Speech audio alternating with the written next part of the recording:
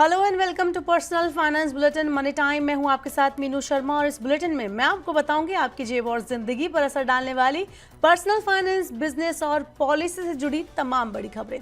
तो चलिए फटाफट शुरू करते हैं इस बुलेटिन में खबरों का सिलसिला। केंद्रीय वित्त मंत्री निर्मला सीतारमण ने बुधवार को यानी आज कहा है कि नई पीढ़ी की जीएसटी व्यवस्था से देश की अर्थव्यवस्था को करीब 2 लाख करोड़ रुपए का फायदा होगा। 2025 में जीएसटी राजस्व बढ़कर 22.08 लाख करोड़ रुपए पहुंचने का अनुमान है, जबकि 2018 में ये 7.19 लाख करोड़ रुपए था।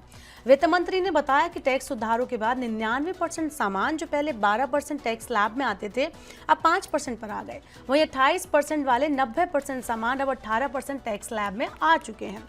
नई व्यवस्था में अब केवल 2 स्लैब रखे गए हैं। अब आम आदमी को इससे फायदा क्या हो रहा है? तो जरूरी सामान सस्ते होंगे, जेब में ज्यादा नकदी बचेगी, छोटे बिजनेस और एमएसएमईज को राहत मिलेगी। इसके अलावा भविष्य पर क्या असर होगा अगर उसकी बात करें तो लोगों की खरीद क्षमता बढ़ेगी, यानी खरीदारी करने की जो कैपेसिटी है वो बढ़ जाएगी, रोजगार के अवसर बढ़ जाएंगे और भारत की निर्यात क्षमता मजबूत होगी।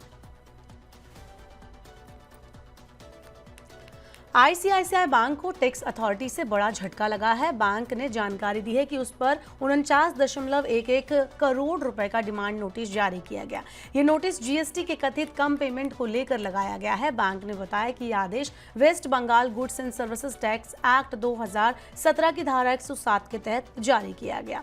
इसमें टैक्स, ब्याज और पेनल्टी शामिल है। नोटिस में कुल 49.11 करोड़ रुपए की डिमांड की गई है। इसमें 23.52 करोड़ रुपए टैक्स, 23.23 करोड़ रुपए ब्याज और 2.35 करोड़ रुपए पेनल्टी लगाई गई है। यह आदेश additional commissioner of revenue appeals West Bengal की ओर से 15 सितंबर 2025 को जारी किया गया।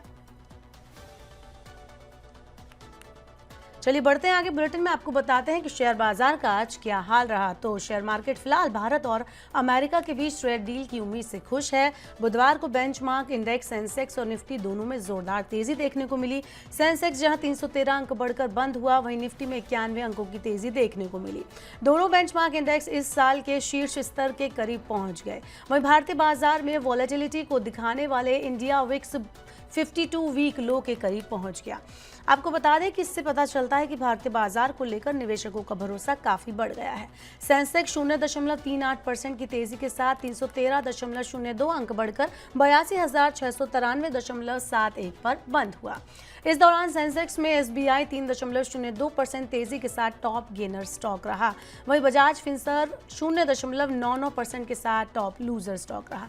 सेंसेक्स की तरह निफ्टी की बात करें तो निफ्टी में भी तेजी का आज रुख देखने को मिला। निफ्टी 0.36% तेजी के साथ 91.15 अंक बढ़कर 25,330.25 अंक पर बंद हुआ। इस दौरान निफ्टी में टाटा कंज्यूमर 3.99% तेजी के साथ टॉप गेनर स्टॉक रहा। वहीं एचडीएफसी लाइव 1.08% की गिरावट के साथ टॉप लूजर स्टॉक रहा।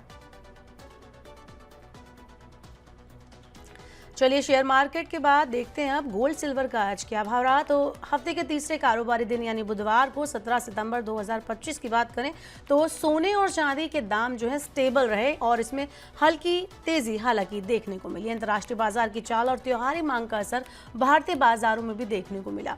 यहाँ पर 24 कैरेट सोना 11,171 रुपये प्रति ग्राम पर आपको ट्रेड करता हुआ दिख जाएगा। वहीं इसके अलावा 22 कैरेट सोने की बात करें तो 10,240 रुपये प्रति ग्राम पर ये दिख रहा है। वहीं 18 कैरेट सोने की बात करें तो 8,378 रुपये प्रति ग्राम रहा। वहीं चांदी की अगर हम बात करें तो 999 प्योरिटी वाली फाइन चांदी 1,32,000 रुपये प्रति किलोग्राम पर पहुंच गई। त्योहारी सीजन नजदीक आने से सोने चांदी की मांग बढ़ने की उम्मीद है। बता दें कि कीमतें ऊंचाई पर रहने से गहनों की खरीदारी थोड़ी महंगी पड़ सकती है। हालांकि निवेशकों के लिए ये अब भी सेफ ऑप्शन माना जा रहा है।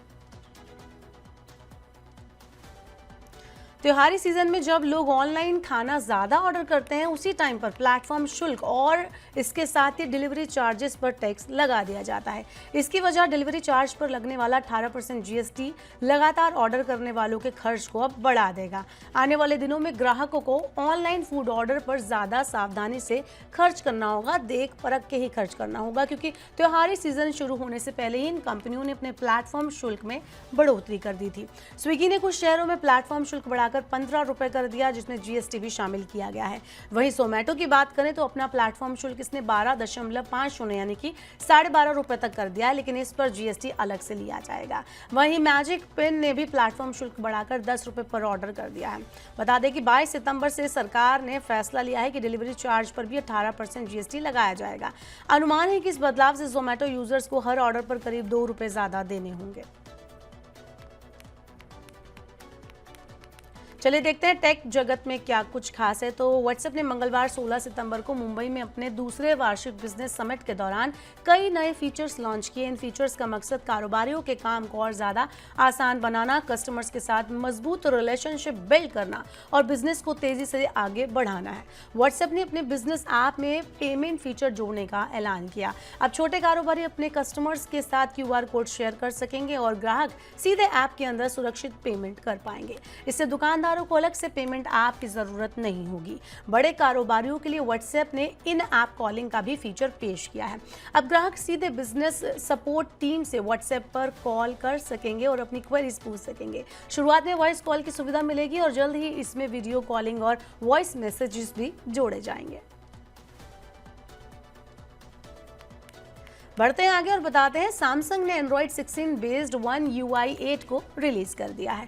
गैलेक्सी S25 सीरीज के लिए कंपनी ने इस UI को रिलीज किया है। कंपनी ने अब तक बीटा वर्जन को रिलीज किया था। One UI 8 का स्टेबल वर्जन फिलहाल चुनिंदा स्मार्टफोन मॉडल पर ही अवेलेबल होगा। One UI 8 का अपडेट ब्रांड के latest smartphone Galaxy Z Fold 7, Galaxy Z Flip 7, Galaxy Z Flip 7 FE और हाल ही में लॉन्च हुए गैलेक्सी S25 FE पर मिलेगा। इसके अलावा सैमसंग गैलेक्सी S25 सीरीज पर भी आपको इसका अपडेट मिल जाएगा। तो फिलहाल के लिए इस बुलेटिन में इतना ही। वक्त हो गया आपसे विदा लेने का। अब आपसे होगी कल मुलाकात। पर्सनल फाइनेंस से जुड़ी खबरों को पढ़ने, सुनने, उनसे जुड़े खास कार्यक्रमों को देखने के लिए आप मनी9 के YouTube चैनल को जरूर सब्सक्राइब कर लें। साथ ही आज का हमारा मनी टाइम आपको कैसा लगा कमेंट बॉक्स में अपना फीडबैक हमें देना ना भूलें। फिलहाल के लिए इस बुलेटिन में इतना ही। बने रहिए मनी9 के साथ। नमस्कार, शुभ रात्रि।